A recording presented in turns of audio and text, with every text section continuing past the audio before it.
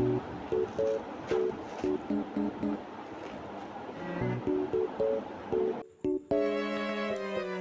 Doll, এই ওসব রাখতো। এখন একটা কথা বলছি শোন, তোর বাবা না টাকা দিয়েছে ওই করবো মানে শপিং, এই মানে মাস কাবারে যে মালগুলো না আনতে হবে জানিস তো। একটা খাতা পেন নিয়ে ঝটপট লিখে ফেল, এরপর পুজো শপিং আছে, দেরি হয়ে যাবে করতে, পুজো চলে এলে তো। নে বলছি ঝটপট লেখ। ঠিক আছে, দাঁড়া দাঁড়া দাঁড়া, শুনতে দাও।